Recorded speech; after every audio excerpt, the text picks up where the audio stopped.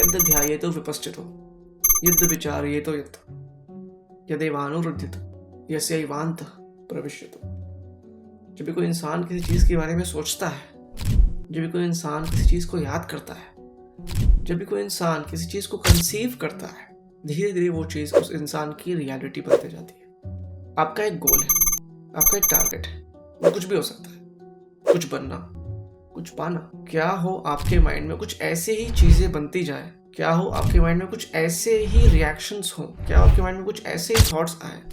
हम अपने लाइफ में अपने लिए गोल बनाते हैं, पर्सनल हो सकता है, प्रोफेशनल हो सकता है, कुछ पाना हो सकता है, कुछ बनना हो सकता है।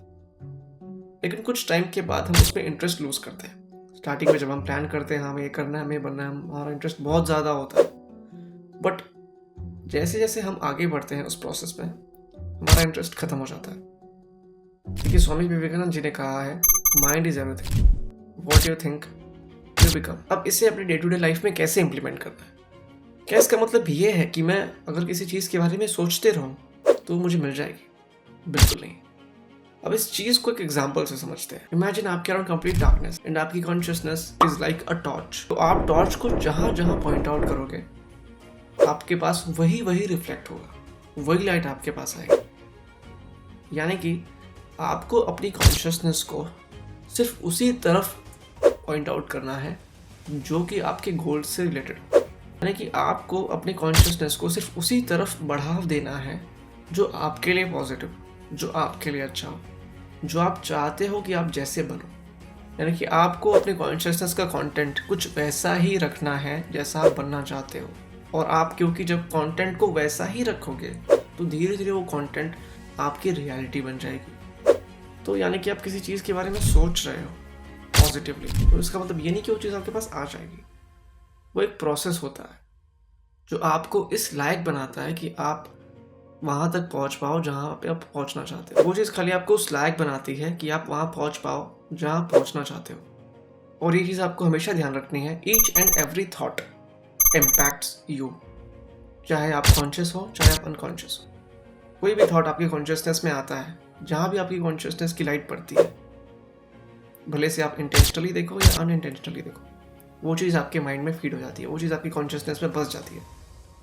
चाहे आप उस बात के कॉन्शियस हो उस बात से या फिर अनकॉन्शियस। और आपने अनकॉन्शियसली भी देखा है तो सबकॉन्शियसली आपके माइंड में फीडेड है। तो आपको सिर्फ कोशिश ये करनी है कि आपकी कॉन्शियसनेस में सिर्फ वही चीज़ें जाएँ जो आपके लिए अच्छी। अगर अनइंटेंशनल वे में जाती भी है तो आपको उनसे ज़्यादा अटैच नहीं होना है, ज़्यादा कंट्रोल करने की कोशिश नहीं करनी है कि हाँ how do I forget it, छोड़ देना है, वो चीज़ अपने आप लुप्त हो जाएंगी। इस चीज़ से डील करने का एक दूसरा एस्पेक्ट भी है, वो है D attachment of your self. यानी कि आपको अपने अहम को छोड़ के काम को अंजाम देना है। आपने ऑब्जर्व किया होगा कि आपने जब एक कोई भी शॉर्ट टर्म आपने कोई भी जो प्लान बनाया वो आपने कर लिया तो आप काफ़ी खुश हो जाते हो कि हाँ यार मैंने कर लिया, मुझे ये करना था मैंने कर लिया। लेकिन कभी आप नहीं कर पाते तो आपके माइंड में गिल्ट पैदा हो जाता है, क्या मुझे ये करना था मैं नहीं कर रहा हूँ, मुझे ये करना चाहिए लेकिन मैं टाइम पास कर रहा हूँ। तो इस चीज़ से थोड़ा सा हट के, थोड़ा न्यूट्रल होके आपको काम करने का ट्राई करना चाहिए। ये चीज़ आपके मेंटल रिलैक्सेशन के लिए काफ़ी यूजफुल।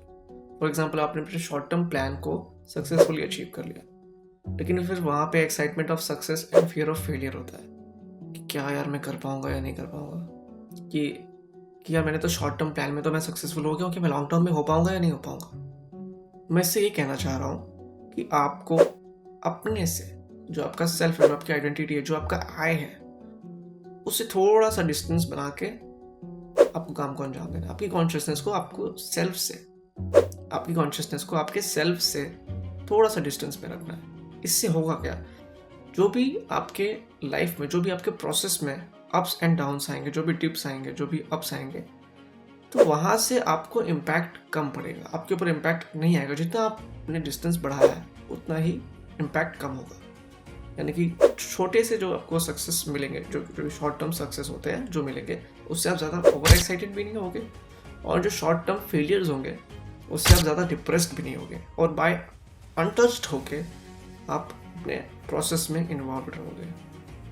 और इस प्रोसेस में इन्वॉल्व होना ही जिसने सीख लिया वो सक्सेसफुल है।